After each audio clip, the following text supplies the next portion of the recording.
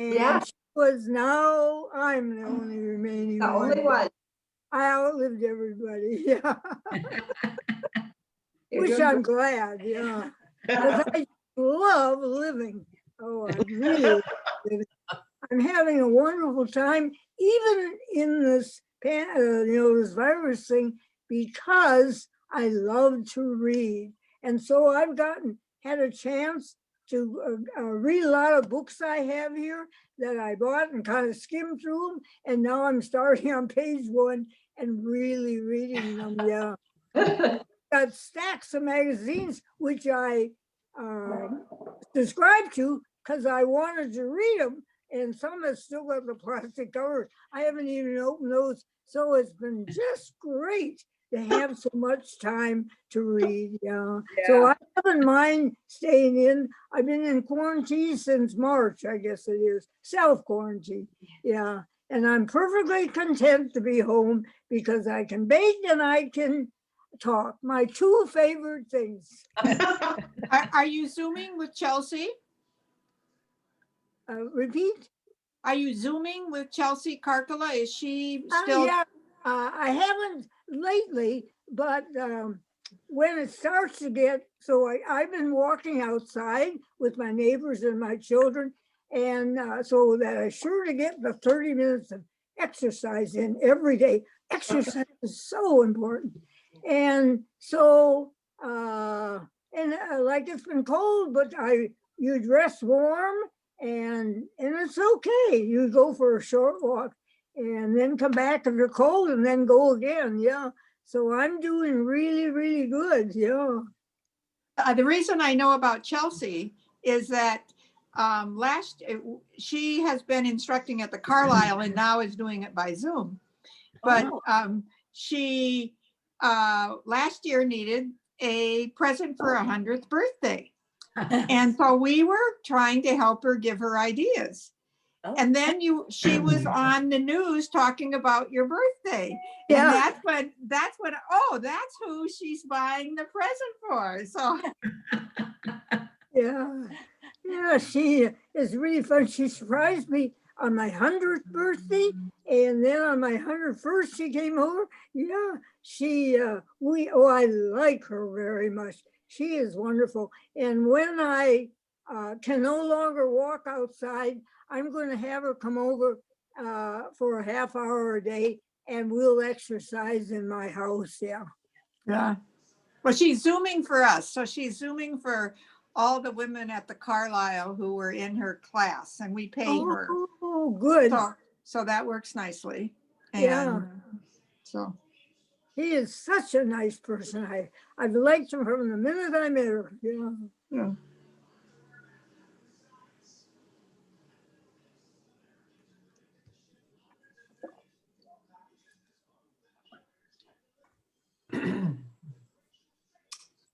Oh, I have a question. Will this be available online? I am recording the session, and the idea is for it to go on the LEDAM website. We're building a library there, so there are two or three other recordings there. So with a password, you can get in behind the scenes. I see. Okay, great. Yeah. But we will see if we can share it with you somehow. Okay, that'd be wonderful. Yeah. We figured this would be such a special occasion, and it's the holiday, so we wanted to definitely record it. That's good, yeah. I'm enjoying it. You make this pandemic sound great, Marjorie. I didn't hear that.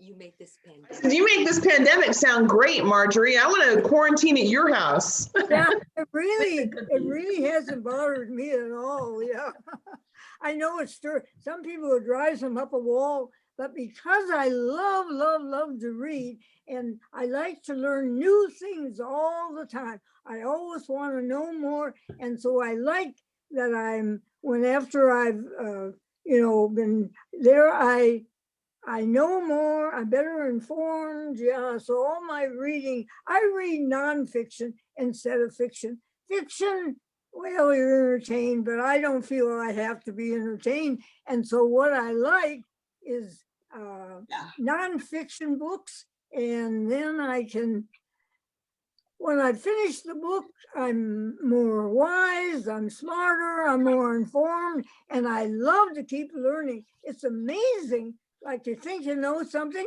Sometimes I think I didn't know anything at all because I keep learning new things all the time, you know, which I love. It's terrific. That's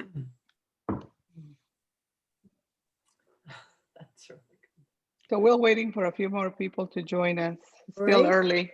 It's just 5:33 now. We'll wait a few more minutes. Okay. I'm coming through loud and clear. Oh, Yeah. yes, absolutely. Good, that's good. I see all of you and you all look great. It sounds like a lot of people have been baking today. 'Tis the season. Yeah. What are people making? What? She mentioned a lot of people are baking today. Oh, are they baking? Wondered if Well, I what suppose types of people baking. are baking Christmas cookies already because you start early and yeah, and your family loves all those treats every day. Yeah. Yeah, one thing about liking baking, no family doesn't love when people bake because then they get to taste all these results. Yeah. Yeah, it smells good. Yeah. Get you in the holiday spirit. Yes, yes. Right. Hmm. Yeah, take your mind off of the virus and more and staying in, you can concentrate on what you're baking, yeah, and be happy. Be happy. Yes. Yes.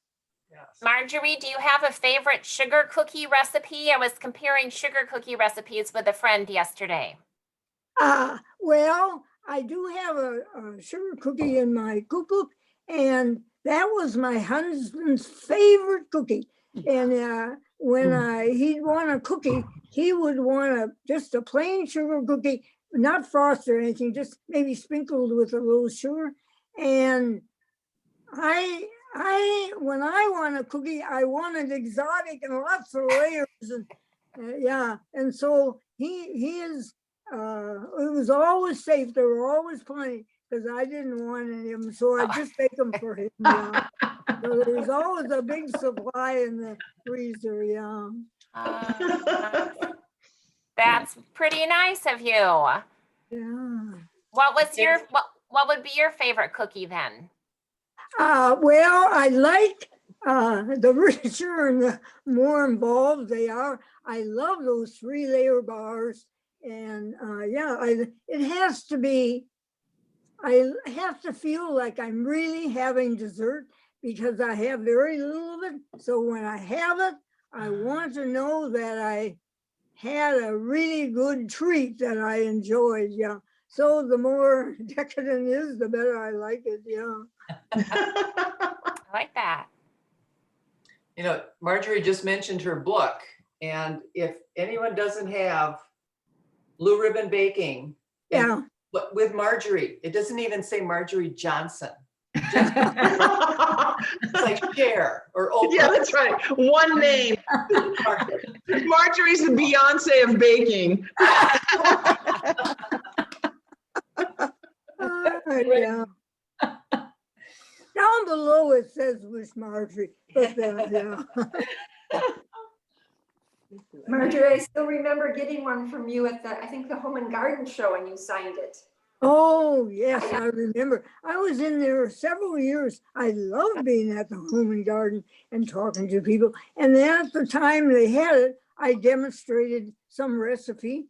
And yeah, and then the girl had made the sample before and everything. Yeah, so it was really good. Yeah, I enjoyed it. But now, of course, there wasn't any this year because of the virus. But yeah, I suppose maybe next year they might have it again. And I hope they invite me back because I liked being there. Oh, I'm sure they will. Well, We're waiting for a couple more people. I just looked at my list again, so it looks like 27. Yeah. We're gonna get, yeah. some And may this year, have to join late. everybody's watching from their home. Yes. Oh, I, that's good. I am in my kitchen, as you can see, Yeah, Beautiful kitchen. yeah. but that- everyone is at that's home, and that's the beauty of this Zoom. Thank goodness. What would we do without this? Yeah. We've all become stalkers. Amalia, how are things with your book coming? I just finished it on Friday. Oh my God, I can tell Oh, you. wow. I Nice got feeling. some white hair, more white hair. But we got done with the last edits, and my book went to Europe, Eastern Europe, to be set. So it'll come back toward the end of December, and we hope to send it to print early in January. So Oh, crossing nice. my fingers, because during COVID, I've been learning all kinds of things. There are shortages of paper, there are shortages of this, schedules are behind. So, it is what it is. So I don't know if it's going to happen in the spring, but it'll happen when it happens. But I am done, and that's what's important, because I am For really, you. Woo! Yeah. That's Yeah. huge. yeah. What's the title? Amalia's Mesoamerican Table. Oh, Mm. Yes. So I think we have most people. It's only 2 people that might join us later. I am recording, as you can see, and I just want to say hello, everyone, and I want to give you a warm welcome to all of you. This is my kitchen. This is my happy place. This is my sanctuary. This is where I spent a lot of time. And lately, and since COVID, I've been spending a lot of time here in this kitchen. So I made it into a studio, and it's been a wonderful thing to do, because I am able to do things like this, like what we're doing today, and I really enjoy it. So my name is Amalia Moreno Damgard, and I think most of you know me, but we have some guests. I am co-hosting this evening's event. I am on the board of the Minnesota LEDAM, and I co-chair the programs department with Amy Brown. Today is Amy's birthday, so she is not here today, and I can totally understand that. Otherwise, she would be here. Before we go into our program of the evening, I'd like to take a couple of minutes to share some news and also welcome special guest Sami Maldonado. She is one of the LEDAM scholarship recipients. So you here, Sami? I think I saw your name. Welcome, Yep, Sami. I'm here. Wonderful. It's great having you. Yeah, So, thank you. Next, I would like to especially welcome our newest member, Dame Lauren Voigt. I'd like to invite Dame Nikki to tell us a bit about Lauren. So Nikki, take it away. Hi, yes, yeah, Lauren is in the process of finalizing her day membership. So yes, a big warm welcome to Lauren Voigt. I met Lauren in 2017 when I reached out. So there's kind of a connection here. So bear with me while I tell you the story. But I reached out to her because I had been reading her. It was a fairly new website blog. She's the author of Minnesota Uncorked, and she had some just amazing articles. And one caught my eye because it was from Tom Thulin, and Tom Thulin is Betsy's husband. So Betsy Nelson's husband, who I didn't even know Betsy at that time, but so there is a connection here. So Tom had taken my class in 2016 at St. Paul College, And so I called Tom up and I said, you know, who's this Lauren? You know, it's a very impressive website, lots of impressive articles. I'd really like to talk to her. So I did reach out to her and we started a conversation, and she joined my next class in the fall of 2017. And from there, she's gone on to take many other courses, and now she is a big shot in the wine world. Her background is in marketing, actually. And so she's a marketing consultant, and you saw her probably at the last Dame It with Paige Knudsen, because she works for Knudsen Vineyards, and she also works locally for a distributor called Bourget Imports as well. And so and she also helps me with my website as well. So she's quite a dynamo in the industry, and she's, you know, as soon as she hit that 5 years in the industry, I said, Lauren, I knocked on the door. I said, you know, we'd really like you to join. So yeah, Lauren, you want to say hi? Yeah, hello. Thank you very much for the introduction, Nikki. You can write my bio anytime. Okay, good. It's very much an honor to be here. So thank you all for letting me sit in. Yeah. Well, thank you, Dame Nikki, and welcome, Dame Lauren. So now I'd like to start our program and officially welcome you to the Minnesota Les Dames virtual holiday party. Holiday cookies with our VIP guest, Marjorie Johnson. Welcome, Marjorie. It's a pleasure to have you here. I think everyone knows who you are. You are a Minnesota treasure and the author of the Blue Ribbon Baking book. And Kim Ode had already shown the book. Maybe you can put it on the screen again, Kim, so everybody can see it. It is a wonderful book that everybody should have. I've had the honor to have known you, Marjorie, since 2001, and I've been so privileged to have shared the space with you at Twin Cities Live, as well as the Minneapolis Convention Center. And you are so special to all of us, and it is a great pleasure having you here today.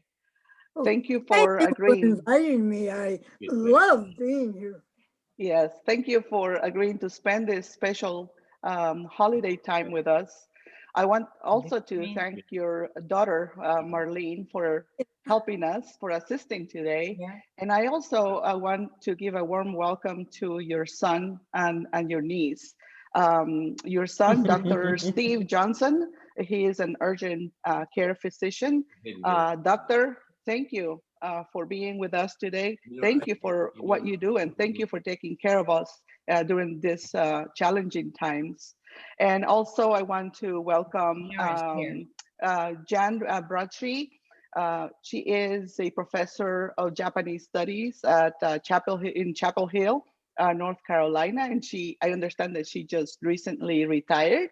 So welcome to all of you. Thank you for being with us for what it promises to be a very special evening. So now I'd like to turn it over to our two co-hosts, Dame Kim Ode, who interviewed you, Marjorie, when she was with the Star Tribune. Right. And joining Dame Kim is also Dame Meredith Deeds, who is a contributing writer at the Star Tribune. Both of them have judged the Star Tribune's annual cookie contest. And we thought that it would be such a fun idea to have them interview you, Marjorie, and talk about holiday baking traditions and cookies. So who would like to start? Kim, Meredith? I'll open because you have not lived until you have walked across the state fairgrounds with Marjorie Johnson. I don't know, I think it took us 6 or 7 hours. But it was great. And I'm so thrilled that you were able to share some time with us, because you have won more ribbons at the Minnesota State Fair than any other baker, which is an extraordinary achievement. I talk to a lot of people who say, oh, I love to cook, but baking, whoa, no, that's intimidating.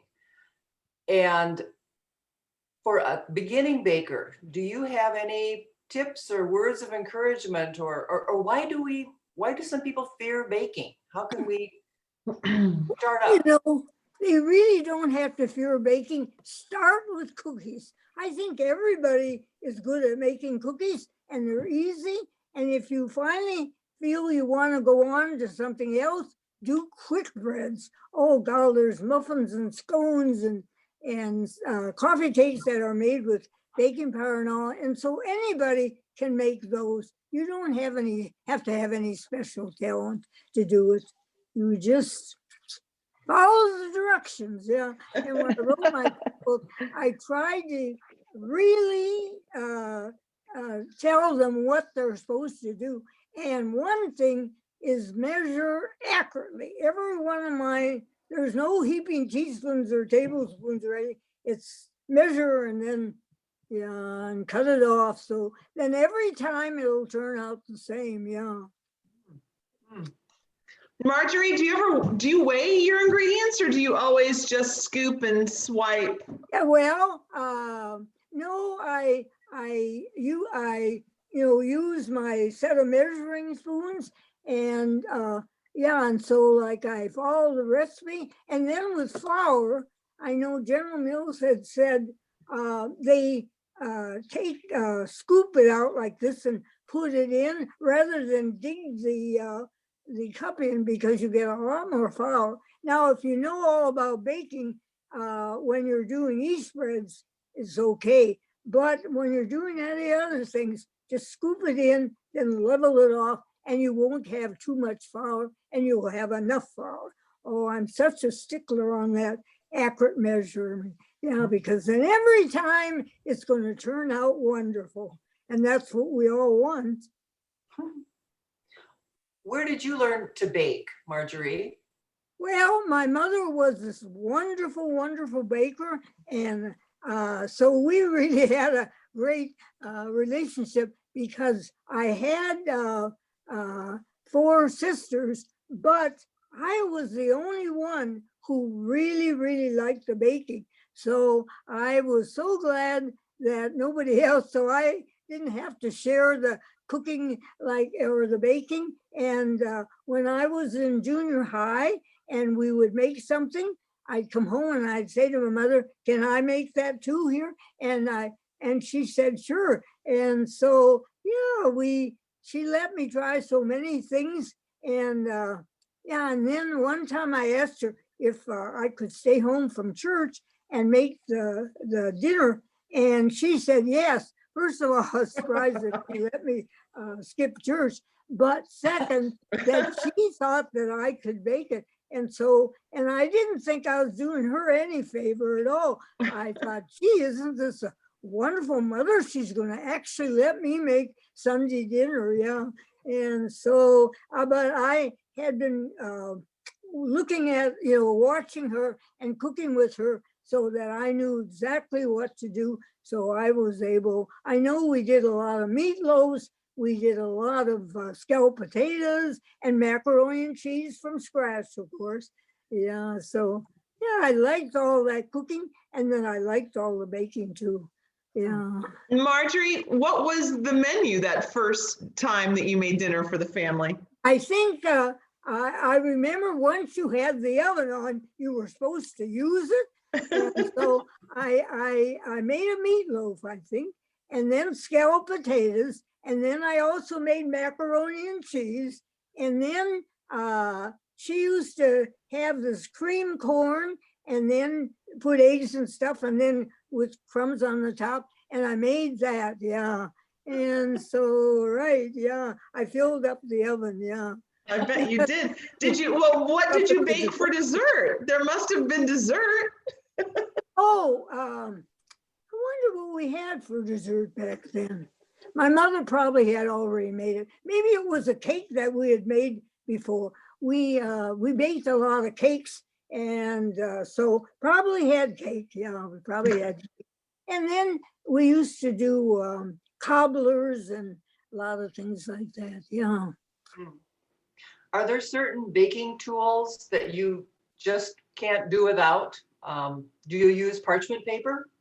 No, I really haven't used much parchment paper. What I love is my air bake sheets. I used to, because that creates air. I used to have a lot of cookie sheets. So I'd put a cookie sheet and then another one right on top, which created the air. So I was so glad when they invented that air bake. I love those things. Yeah, the only thing when I made, I think it was the Butterhorn rolls, they didn't brown so much on the bottom, but other than that, it was simply wonderful. Yeah. Marjorie, how many entries, if you know, have you submitted to the Minnesota State Fair? Well, I started with just 4, and then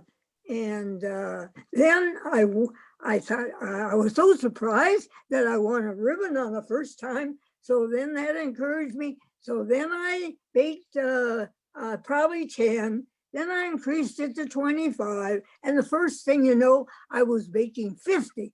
And oh yeah. And so I said to one freezer, but I said to my husband one time, what I need is another freezer. And I said, for my birthday this year, I would like a freezer. I like practical gifts. And so he did buy me a freezer, yeah. And that went pretty good, except that there were so many, like when you bake loaves of bread, there's a whole lot left over. And I wanted to be able to give them to my family after the fair was over.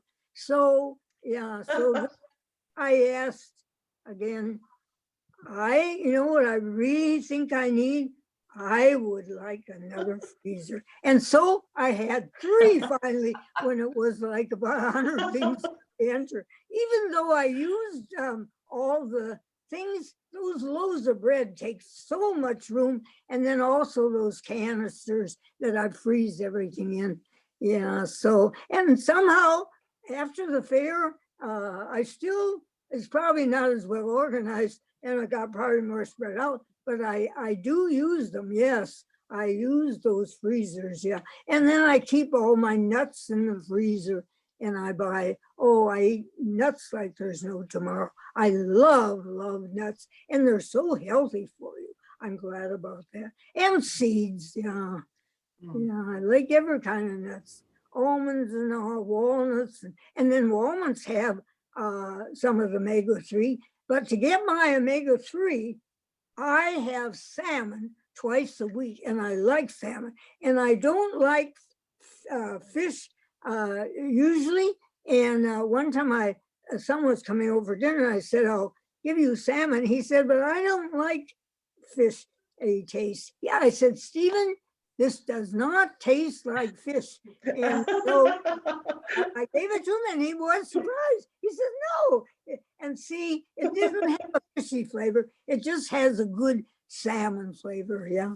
So, and that's the best, but it has to be sockeye salmon from Alaska. Yeah, that's the kind I like the best. Yeah. And so every week I have at least 2 days where I have salmon, yeah. And because there's only me, I always bake more than would, for sure, enough for 2 days, you know. And yeah, I like with the microwave. Oh boy, you just put all the food on the plate and 1 minute later, then there's your dinner, yeah. So I really love my microwave. I really, really do. It's not good for baking much, like if you want something brown, but it's really good for quick breads and cookies and so many things. Yeah. That's yeah. Right. So Marjorie, in addition to being a master of baking, I realize now you are also a master of freezing. So yes. How do you freeze things that they keep so well that they end up winning ribbons? Oh, you know, I really learned the hard way how to do that. You have to, you know, the frost, when you have a can, say you're going to freeze 6 or 8 muffins, well, that fit in the can. The frost goes to the bottom and the frost goes to the top of the can. So to be sure it doesn't go on your products, you put a paper towel on the bottom, and then you put wax paper, because if there is moisture, you don't want it in your product. Then you put on your break things. Then you put on another sheet of wax paper, and then more paper towels. And it's so good to have cans that don't have a lot of extra space on the top, because that's air, and air always has water. So then you're going to get more frost. But when I take them out of the freezer, I check. And if I open up the can, and if the towels are wet, I discard them and put in dry towels. Yeah, so that it can defrost very good and not get in there. Yeah. So, and you have to wrap it very, very carefully, because you do not want freezer burn. And I found that it works really good if you do that. Yeah.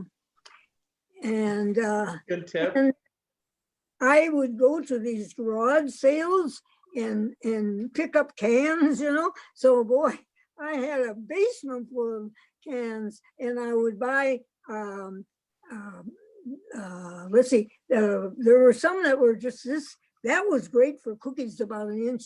And then there were those that are in half and 2 and 3. I had every size can, because I just bought and bought. And luckily I live in a 3-story house with a full basement. So there was plenty of time, plenty of room to store all these cans. Yeah. Wow. So in the years when you were bringing 40, 50, 60 items to the state fair, Yeah. how did you manage that marathon of baking? Oh boy, that was like, Lee and I loved all the baking and everything, but the day we didn't like was entry day. That was hard, because we wanted to get everything there in perfect condition. So at that time, I used to have cans, and I stack them, and I'd put them in the paper bags. And then he would get a box and put them on, but so be sure that they didn't move, he would stuff newspaper and everything, so they didn't move at all on the trip over. Yeah, it was a big job of logistics, I tell you, to get it, but he had it down pat. So everything always came out just perfect. Nothing moved, because he made sure that there was enough newspaper stuff around each bag so that they stayed that way when, and I think he drove carefully too. Marjorie, 50 entries for a state fair is an awful lot of entries. Did you have a strategy or a process, and when did that begin before the fair to determine what you would choose for those entries? Well, during the fair, before I started, ribbing all those ribbons, I would go through cookbooks, and then I'd bake them. And then oh boy, my cookbooks are all written. I'd say wonderful, and then some don't try again.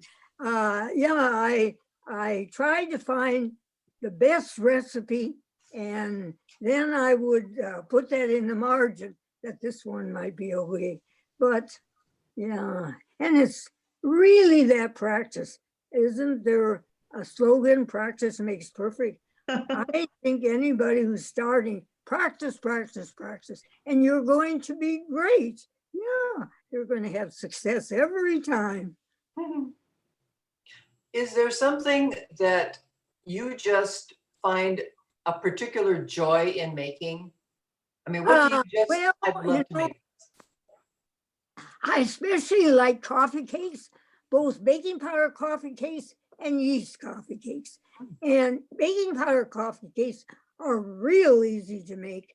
And a lot of people like muffins, and they like scones. And there are so many quick breads. There's pumpkin bread and zucchini bread and nut bread, and it's just banana bread. It just goes on and on. So once you have mastered the cookies, then go to quick breads. And yeah, and then you'll find it's easy for the cooked breads, to do that. And then finally, if you feel that you want to go to yeast bread, that's a whole nother story. There's a lot of things about yeast that I could tell you. Do you use instant yeast? No, I use regular yeast, because I started out when there wasn't all that stuff. So, and then I really like that platinum yeast. Boy, I think that's good because it really does make a higher loaf and everything. So yeah, so I use a lot of platinum yeast, yeah, because I think that's really, really outstanding, yeah. Good to know. Good to know. So Marjorie, what in your mind makes a cookie a holiday cookie? Well, I suppose for some people, it's if it's decorated, but for me, it's all my family's favorites. And so back when they were growing up, oh, I made so many cookies. And then I would always make them just bite-sized because even people who weren't counting calories or could eat everything, you can only eat so much and you're full. So I would make small everything, and it looked good on the tray to have all these small different cookies, and they are different colors and different shapes and everything. Yeah, so that's what I like to do. Meredith, you have $1 million question, I know.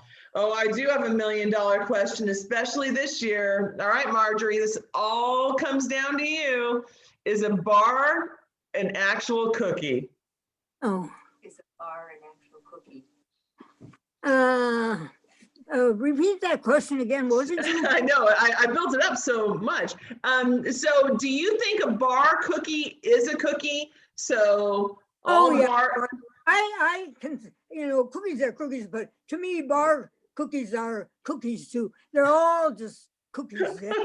And I the like answer bar we're looking cookies for. Actually, someone who wants to bake and not spend a lot of time, the bar cookies, you get this whole pan, and so you don't have to drop every cookie. So I'm sold on bar cookies, and to me they're the same as cookies. In fact, they're better though, of course, because I love the bar cookies better because they're more got lots more flavor than those plain cookies. Yeah, you can have all the plain cookies. They don't tempt me at all. They have to be full of great ingredients that are probably fattening and everything else, but they're really, really good. Yeah. So that's what I like to bake. Yeah. Meredith and I have a lot of questions, but if any of you have a question for Marjorie, please jump in. I would like to know, this is Amalia, Marjorie. I would like to know what you think of active yeast, the instant yeast. You were talking about that you prefer to use the other yeast because that's the yeast that was around when you started baking. For yeast though, then I like that platinum yeast because they showed a picture of 3 loaves of bread and one used the platinum and it was higher than the other two with the regular yeast. So yeah, it costs a little more, but boy, it sure is worth it to get that extra raise. Yeah, because I'm looking for the best product I can possibly make. I always try to do my very, very best and hope that it would be good enough to win a ribbon. Yeah, and I never ever thought about that I'd be on TV. That was the farthest thing from my mind. All I wanted to do is do my best and hope that I would win a ribbon. Yeah. So, yeah. Well, Marjorie, Wonderful. I think we'd be remiss not to ask you about your Jay Leno years, your Tonight Show experience.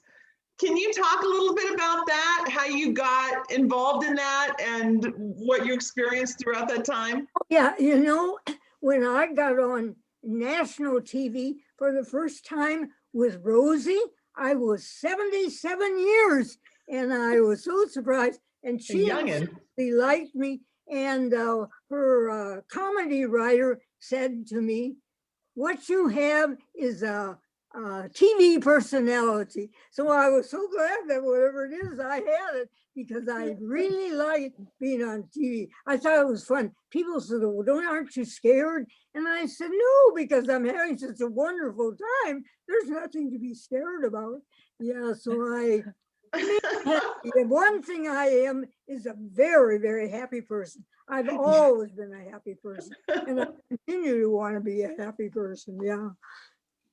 I remember Marjorie? your days on the red carpet, Marjorie. Do you have Oh, any memories from those, the Oscars? And yeah, and you know, when I was on Rosie, I don't think I went to those. And then after she retired, then Wayne Brady had a talk show, and they started to show me, have me on the red carpet. And you know, when I was on Jay in 2007, I was, for the first time, I was 88 years old. Can you imagine? Yeah, and I think I was 90 something because we were on for 7 years. I was with Jay, and I loved every minute of it. Yeah, Jay was such a nice person. Yeah, people would say to me, "What's Jay really like?" And I'd say, "He's exactly like you think he is. He is so kind and nice, and oh, had no ego." And I noticed all these big stars that grew up being comedians and had been booed and everything else. They all were so down to earth, and none had, you know, egos like, you know, they were just ordinary nice people. Yeah. Marjorie, have you ever had a baking disaster where you tried a recipe and maybe even tried it several times and couldn't get it to turn out, or you had it for a special occasion and it didn't turn out? No, you know what? When I'm trying a new recipe, oh, I never try a new recipe if I'm entertaining or doing anything. Yeah, I only try the ones that I've tried before because I don't want any disasters when I'm entertaining.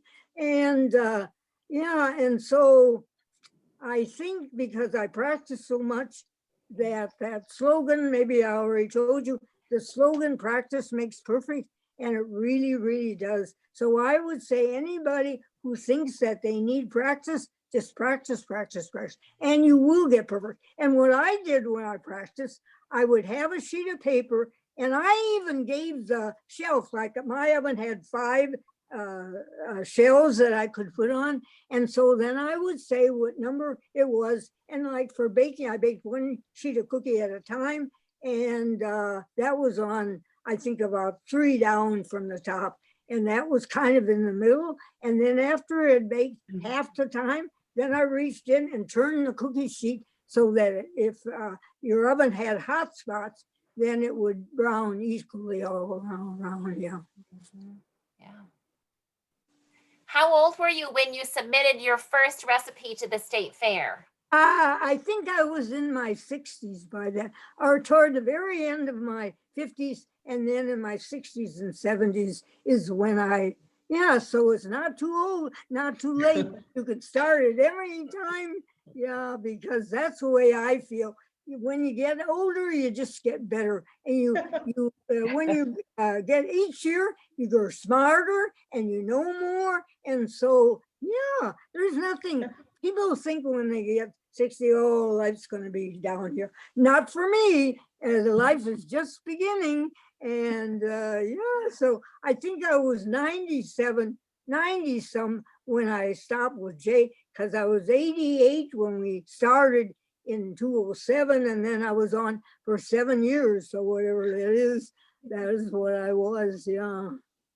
You have so much energy. Do you have a trick you can share with us for this fabulous energy and your great happy attitude? Well, I think first of all, you got to enjoy life.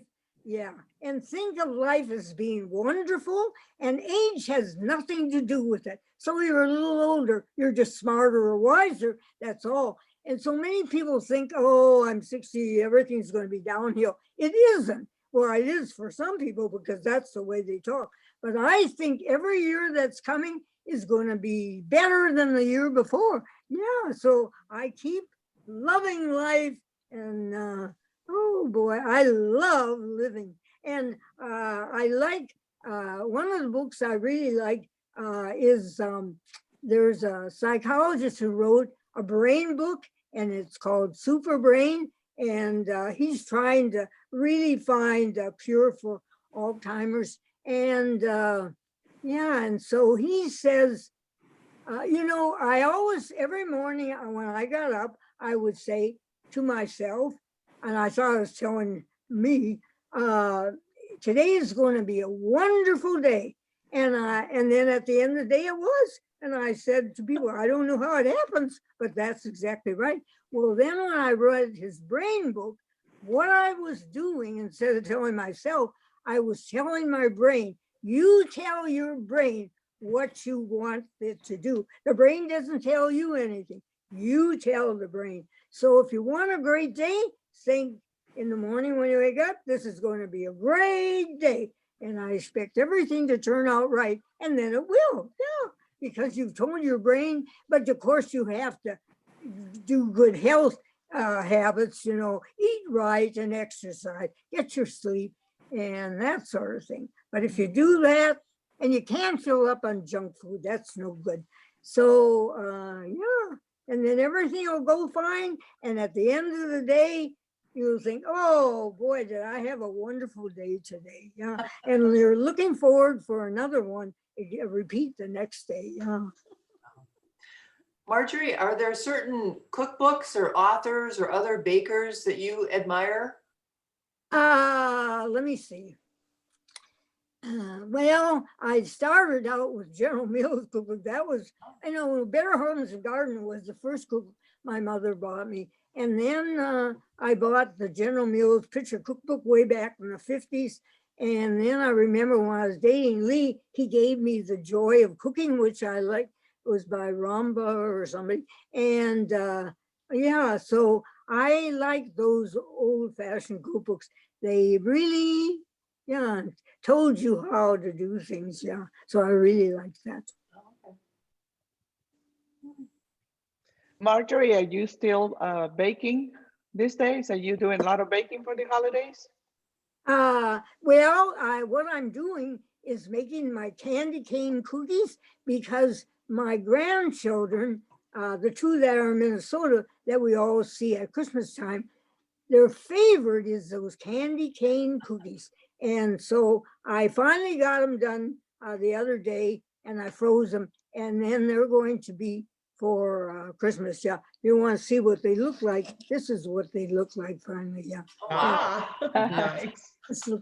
And they're, oh, and the best part of it is you put the cinnamon, this candy cane, you press candy canes and a lot get broken. So crush them with the rolling pin, add sugar, and then you sprinkle them on after they've been in the oven about, out of the oven about 1 minute.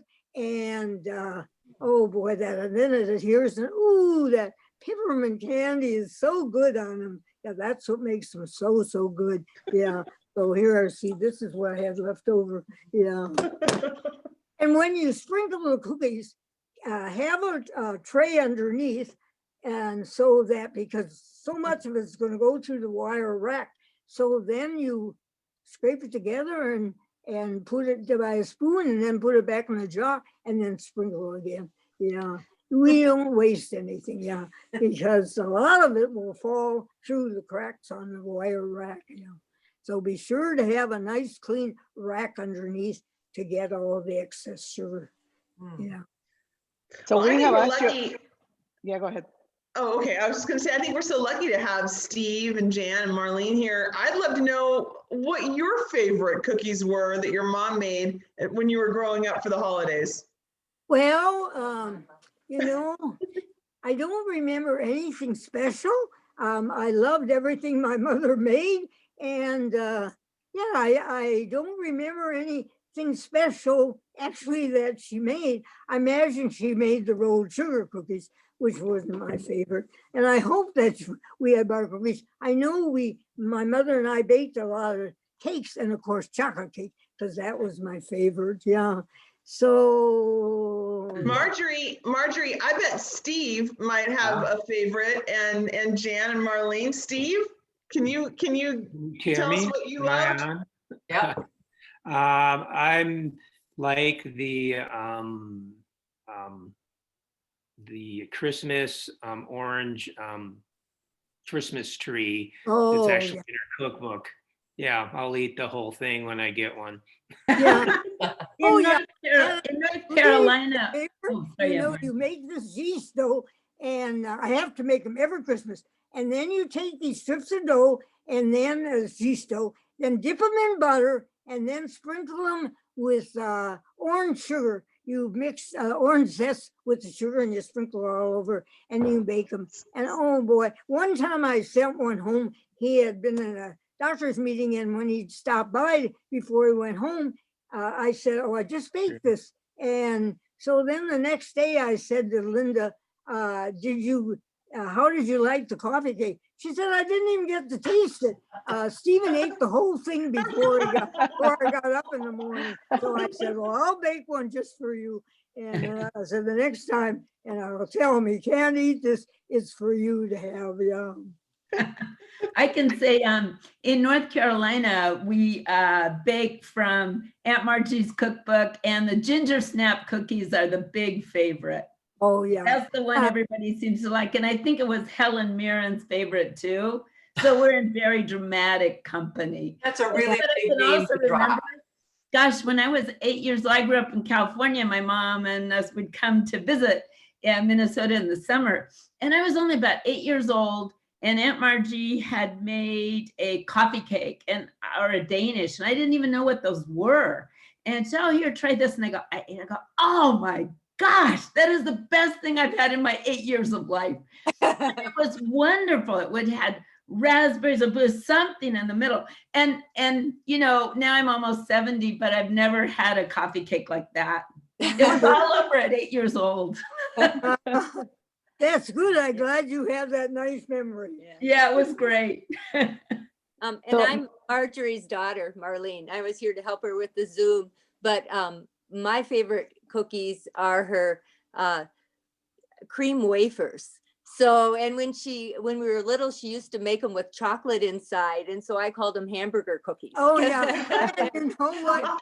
One in the next Christmas is, I had some, usually I put pink or pale green in and frost the two cookies together to make a sandwich cookie. And that time I had some chocolate frost. I thought I'll just frost them with chocolate. So for her, that was that. And so the next Christmas, she said to me, would you make some of those hamburger cookies? I thought, what an unglamorous name for these little delicate cream wafers. But they're good with pink frosting, red frosting, or chocolate frosting. Yeah. So Marjorie, this is Amalia again. I am wondering, we're asking a lot of questions. I'm wondering if you have any questions for us. Is there anything that you would like to know about our group? No, I've been, it was on the website and all, and so I have been reading all about your thing, and then I found out how it was first made in England, and then finally it came to New York, but it was only for men. So some woman said, we want one for ourselves. So they made a group for women. And so, yeah, so the Minnesota one is for women, which is good because we're a lot of great women here. And so it's good that she did that so that we have an organization just for women. Yeah. Well, Marjorie, I think we've taken probably twice the amount of time with you that we had hoped to have. So thank you for being so generous. Well, thank you. I hope I answered all your questions because yes. I could go on. I could talk for hours about baking. Well, and we're going to talk more about cookies, and you're certainly more than welcome to. Oh, I sure am going to listen. Yes. Yeah, but we did want to offer, as a thank you to you, we would like to make an honorarium to a person or an organization or a cause that is dear to you. So we'll follow up in a few days if you want to think about it. I'll have time to think about it. Okay. Right. Yeah. Because we just, you have inspired. This went so fast. I got so much more I could tell you. I could talk for hours and hours and hours about baking. Yeah. Well, and I know we're going to talk more about some of the cookies we've baked, and please feel free to chime in. I'm not sure exactly who's going to. Oh, Marjorie, before you leave, I just wanted to say something. It doesn't have anything to do with cookies. And that is my aunt, B Mayland. Yeah. And you were very, very dear friends in high school. Oh. And I met you at B's 90th birthday. And I just wanted to say hello from our entire family. And thank you for being such a good friend and for going to North High. Yeah. My good health habits, I've outlived all those girls that I graduated with. We used to have a club that would meet once a month. And now, sadly, they are all gone. And so I'm here to carry on, yeah. Yes. And I hope I'm here. I'm aiming for 115 or 17 or 125, some year in the future. Yeah. I think you'll make it. Well, it sounds as if a lot of us have been baking today, and partly whether it was from the Star Tribune Cookie Contest or just general holiday baking. Yeah. I know I was fortunate for a few years to help judge the cookie contest. Meredith has got, I don't know, 10, 12 years under your belt. And at least 10, yeah. yes, and you also judged, obviously, this last year's cookies. Yes. Can you talk a little bit about, they seemed like an exceptional lineup of cookies this year. It really was. I mean, I always love the winner every year, but I have to admit that I thought every one of the cookies that was a finalist this year was outstanding. Really, I will make every one of them for my Christmas trays.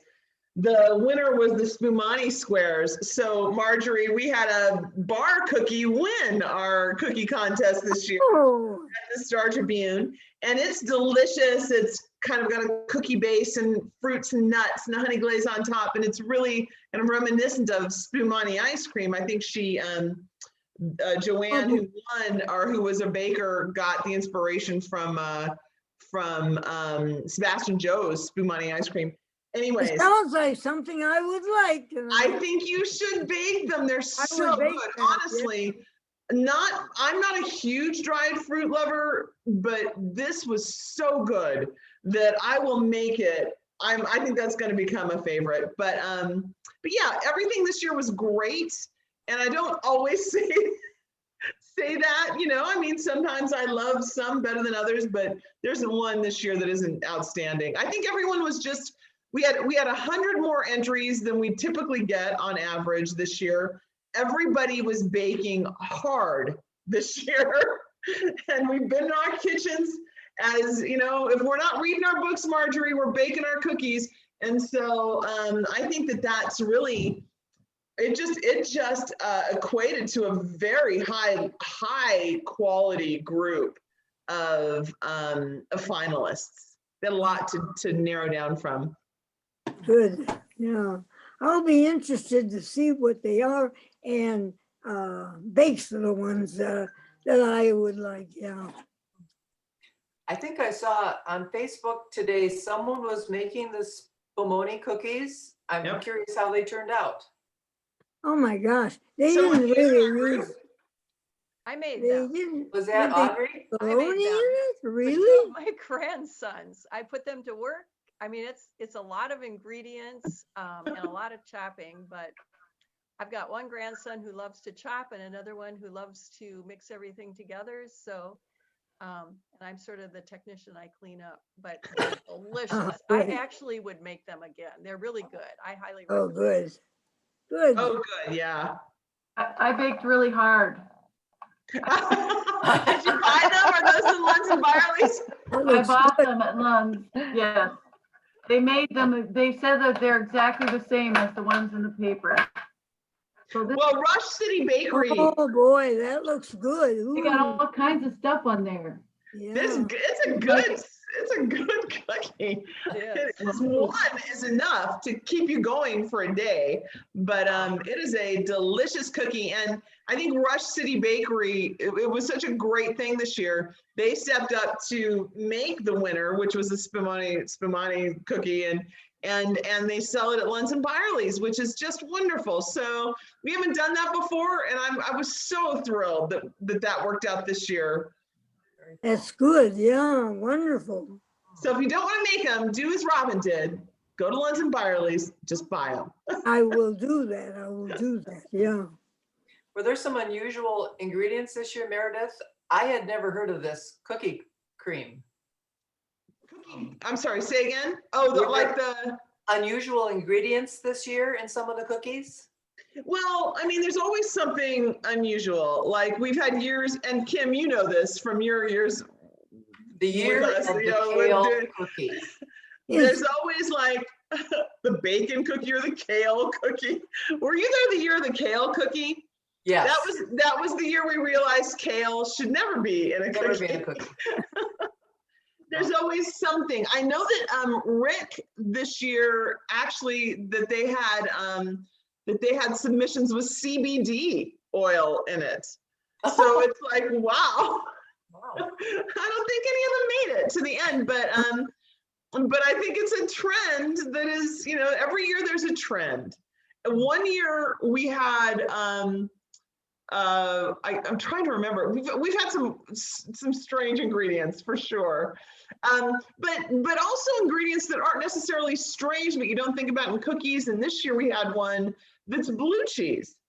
So we've had those before, and I love those cookies. They're not necessarily.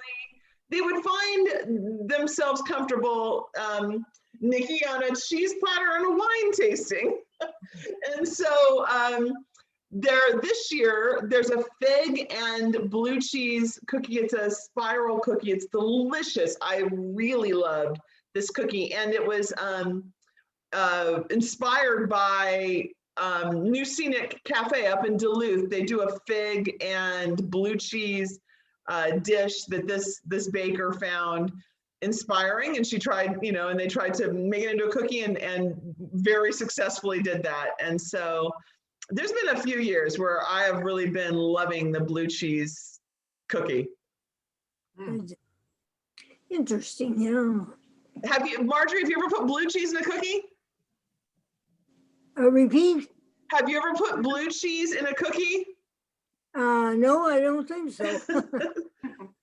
See, this year. Kim, what do you remember about your years as a cookie judge for the Star Tribune? You know, the one thing that I really took away from me is that people make their cookies so big. And you'd get these, you know, 4-inch cookies that they may be delicious, but it's just too much cookie. And so I really was clapping here when Marjorie talked about smaller cookies, you know, 2-bite cookies. Yeah. It's just it's more pleasurable to eat. If you're making a cookie display, it's a lot more attractive. Yeah, right. It certainly is. Down the size of your cookies, people.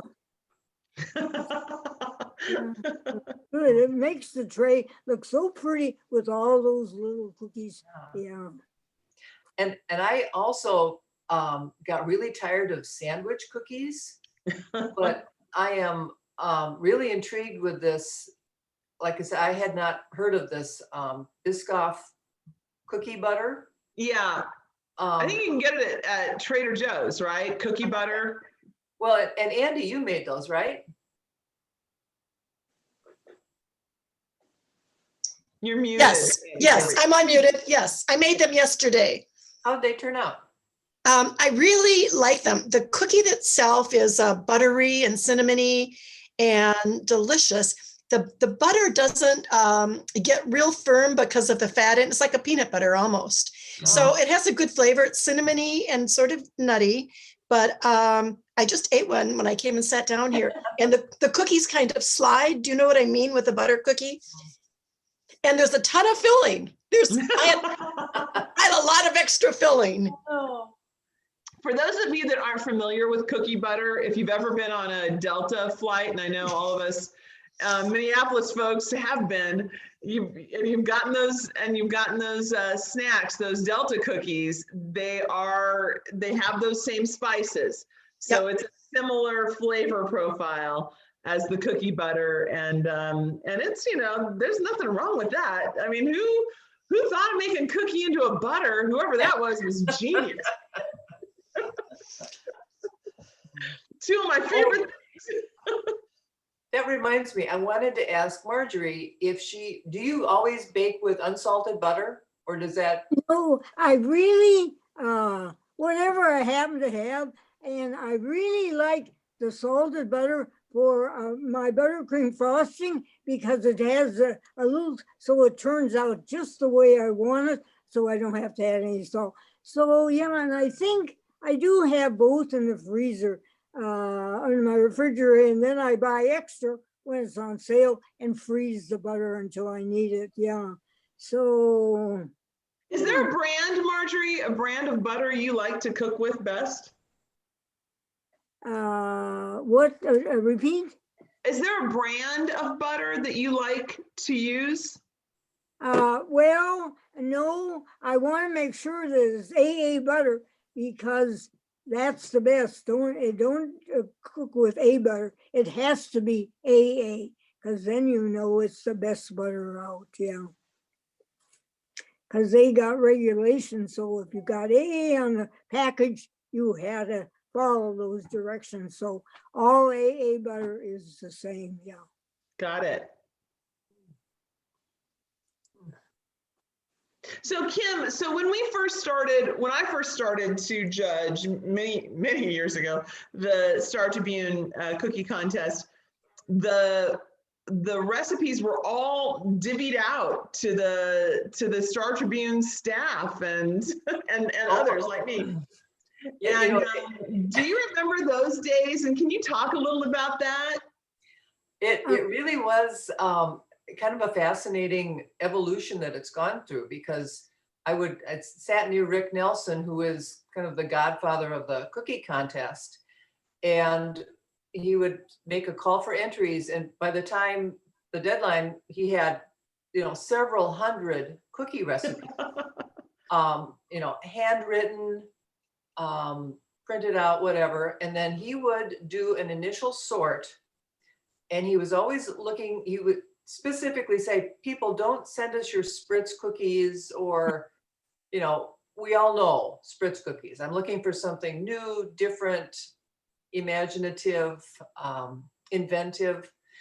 And so he would sort it down to, say, maybe 40 cookies, and then would consult with others to get it down to maybe 20, and then would ask the bakers in the newsroom, swing by, pick out a cookie recipe you'd like to make for the judging. And so, and this great faith that bakers were showing up to do this. We did find out one year that some people, this was the first thing they'd ever baked before. They just wanted to be part of the contest. So there was, I don't know that we would probably hold up under too tough scrutiny for some years, but there also were a lot of bakers in the newsroom, because newsrooms consume vast amounts of sugar. So that was always a good thing. And then we would bake our cookies and bring them into work the next day and just do this taste around and comment and finally somehow narrow it down to 4 finalists and a winner. And I will say that Rick, who is a superb baker, and Lee Svedakdin, who was the taste editor at the time, they would always make sure we were headed in the appropriate direction. There was no danger of a kale cookie or a bacon cookie winning. Yeah. And there wasn't a chance that kale cookie was going to win. So, yeah. at one point, there was a partnership made with the Amy Carter at Arts Institute. At Arts Institute, and the brilliant idea of having students take these recipes, bake them. It was excellent experience for them. A much more professional way of approaching the contest. Yes. And that went on for many years until, unfortunately, that was one of the cooking schools that had to close its doors. But it sounds like partnerships with bakeries. But so it's been, I think it's 25 years, but wildly popular. We love our cookies, and I know the people who win are over the moon, and wouldn't you be? But so the competition's stiff. I mean, it's not a joke.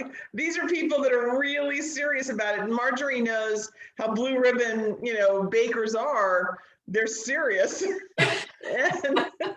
those that win have worked hard. And there's a lot of due diligence. And I know this year, our winner went through like a couple of years of iterations of the cookie, from cookie.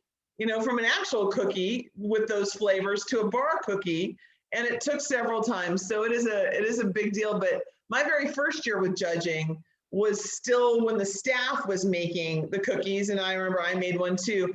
But I was thinking to myself, whatever lucky person got Kim to make their cookies had an exponentially increased chance of winning because Kim had made it. I just remember my first experience was with Kim making a chocolate meringue with a balsamic chocolate filling. And it was a complicated cookie. Not everyone would have done well with that, but Kim, you're a fine baker, man. Well, and that was a superb cookie. I know it's in the Star Tribune Cookie book. If you look that one up, give it a try. For sure. It's a good one. And the great thing about this contest, people don't win thousands of dollars or anything. It's like the baking show. You just win respect. You do. Yeah. So. And people enter there are people that enter every year. They're just like Marjorie, well, not just like, I don't think anybody enters 50 cookies, but there are people that do enter repeatedly, and sometimes years before they ever become a finalist. And it's amazing to me their persistence and doing that, and their dedication to baking. And every year they're great. They're great cookies. Kim, do you have one that you remember loving more than others over the years? I think it really was that chocolate meringue with a balsamic filling. And then I remember there was one very unusual one that Lee Dean fought hard for, and I was right behind her, but it had goat cheese and craisins in it. And it was very unusual, but it was not it was kind of a shortbread and not your classically sweet cookie. And I think there were actually a few readers who wrote in saying, what in the world were you thinking? Because it was unusual, but I would make it today. It was delicious. Well, those readers did not know Lee, because Lee is famous for not liking sweet desserts. But anyway, yes, she's a savory person. So I am curious though, and I was surprised to see a bar being the winner, and because that's kind of an annual conversation: is a bar a cookie? And did that come up this year? Oh, it comes up every year. Like, what is this one? How good is it? Is it good enough to overcome the cookie barrier, the hurdle?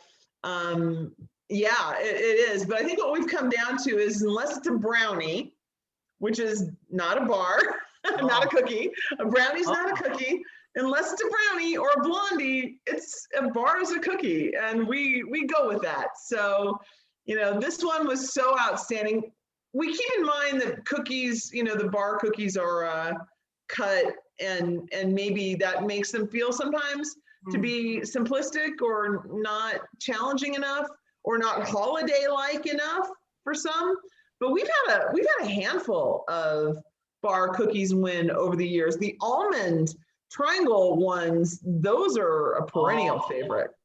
I think that's one of the all-time, I see pictures, Instagram, everyone makes that cookie and it calls for so many almonds. It's a bit of an investment. Yeah, it's a lot. But so good.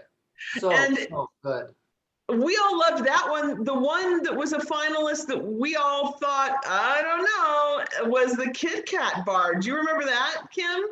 It was a no bake cookie, just like the salami is. For those of you this year, the chocolate salami cookie, that's a no bake cookie, get on that. Man, that did not make me mad at all. That was so good. That was a great cookie. So I will definitely be making that. But yeah, there's a lot of weird like rules. Like, is it a cookie? Is it a candy? Is it a bar? Is it, you know, we just do the best we can. Yeah. Okay, I'm curious. Ladams, show of hands, is a bar a cookie? Oh, yeah. Raise your hand. Oh, yeah. Okay. Okay. I'll just. Isn't it one of the forms of a cookie? Isn't it one of the forms of a cookie? There's drop, roll, bar. I mean, there's like, so it's just a form of a cookie. Yeah. Yeah. That's a good way to put it. Yeah. Did any of you watch the webinar on Thursday with Rick Nelson and Lee Dean and can't remember the current editor of Taste? Nicole. Yeah, and then they had the winner of the Spumoni bar who did a fabulous job talking about her cookie, her bar cookie. And they did a survey of all the people that were on that webinar. And I think it was like 66% to 33% that said, yes, a bar is a cookie. Okay. So that was quite an interesting discussion. And also it seems like the favorite of Lee that doesn't like sweets as much, and Rick, those almond triangles, boy, I've got to make those. Yeah. I've made them before. I feel like that's just one, and every year you see them in the most read. Like if you look to the side of, if you're online looking at the newspaper, you look to the side, you'll see most read articles in the taste section. Around this time of year, almond triangles are always there. Yeah. Yeah. So this is so much fun just to talk cookies. Oh, Marjorie, yes? One thing you asked me when I like to bake, and I said the evening. A real amusing story, I don't think I told you. I baked, I baked in the evening. Well, one time when I left the kitchen, I just happened to glance at the clock and it said 5 o'clock. I thought, oh my gosh, I baked through the night. So I'm going upstairs to bed and Lee's coming down. So Lee's saying, good morning. And I'm going up and I'm saying good night. Oh, wow. Oh, yeah. Oh. You love to bake. That's clear. That's a dedication I do. Most of us don't have. So much joy in baking. Oh, you can be so happy if you bake. Yeah, it makes you happy. And then you get to taste it. And that's the best part. Yeah. That is good. That is the best part. Marjorie, do your kids follow you and love to bake as well? Do your kids love to bake? Well, Marilyn is such a career girl that she doesn't bake, but Marlene, who also has a career, but she loves to bake and everything turns out well. You know, one time she came over to watch me make an angel food cake for Marilee's birthday.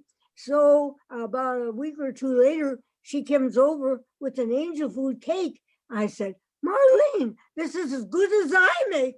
And I said, how did you do it? Well, she said, I took notes and I had the video and I just followed your directions. And yes, it was just like I made. Yeah. So I don't know if I'm a good teacher or she's extra smart or it's a combination. But yeah. Oh, come on, Steve. How many of those cookies, of your mom's Christmas cookies, are you baking this year? Well, this, No. I eat them. I guess I told you, yeah, about I my eat the candy cookies. canes. Sounds like Steve eats your cookies, but he's not a baker. What?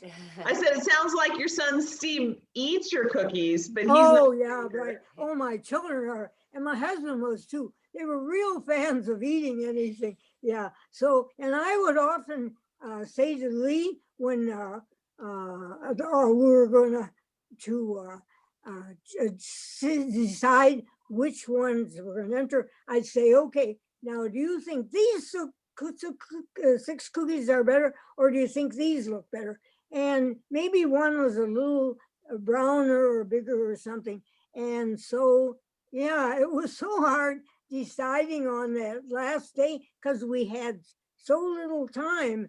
And so I tried to decide before the day which ones we should do. Yeah, because usually, see, if I finished after midnight, 2, 3, 4, he was sleeping, so, and I was kind of tired. I didn't feel like choosing them, but I try to be better every year and would decide before it came in which one was the best. Yeah. Well, Marjorie, assuming we have the state fair this year, which I'm assuming we will. Oh, yeah. Fingers crossed. Do you have some thoughts about what you might be submitting? Yes, I'm going to start baking and, you know, I'll do the things I did, but I can enter the honey. And I've been collecting honey recipes this year. So I will try some out before the fair of 21 happens and see if they're better than the ones that I have or if they're different. Yeah. And then the categories change and everything. So yeah, so I will be there and I'll try to enter at least 20 things in the thing. Oh, you know what? Before, when I could enter 50, my husband would say, well, don't answer so many because you work too hard. And I did work too hard. But I said, yeah, but if I entered these and they didn't win, then I wish I would have entered the others. So then one year, the fair decided you couldn't only enter 25 things. And Lee said, thank goodness, because he knew that I would keep entering. And so that was, I only could enter 25, yeah. So, and I think maybe it's down to 20 now. And so, yeah, so I will, by the time September comes, and I hope for goodness in 21, that we've got this virus under control with the vaccines and that the fair will go on as usual, yeah. And I'll be there with new recipes and trying my best to win some ribbons over in honey, yeah. Okay. Well, we sure look you forward will. to it. Yeah. Thank you. Again, Marjorie, just such a privilege to have you with us this evening and just fun to talk about baking and cookies with all my best friends. Yes. So. Oh, it's been wonderful being a part of this group. I'm so glad you asked me. Yeah, that was so nice of you to ask me. And I hope that all the people who belong to your organization has liked the presentation. Yeah. Yes. Okay. Outstanding. So are we concluding our meeting, Meredith and Kim? Should we sign off? Because I think that was a great place to leave it. I think we're good. Yeah. We ended on because high note. at 7 o'clock, we're going to get cut off by Zoom. Okay. So I want to take the time to say thank you to all of you, especially to Marjorie. Thank you for being with us. Jan, Dr. Stephen, Meredith, thank you, Kim, for being co-host. You did a wonderful, wonderful job. I want to make sure that I remind you before I go, our next event is on January 21st, Feed Your Health. It's a wellness lecture and healthy cooking session with Dame Janie Breen and Dr. Kate Shafto. January 21st, so mark your calendars.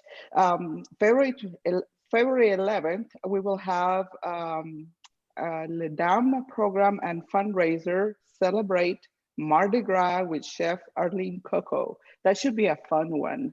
So February 11th, mark your calendars. And to close, I want to wish you all a warm and happy and healthy holiday season with your loved ones. Thank you so much for joining us tonight. Thank you, Amalia. Thank you. Thank you, Amalia. Thank you. Thank you. Bye. Thank you. Bye-bye. Bye-bye. Happy Bye. holidays. Happy Bye. holidays. Bye-bye. Holidays. Bye-bye. Bye-bye. No. Everyone's going out.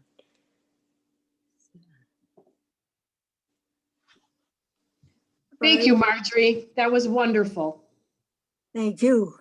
Yeah, I very, enjoyed very so special. much being here. I loved it, and I'm thankful you asked me. Yeah.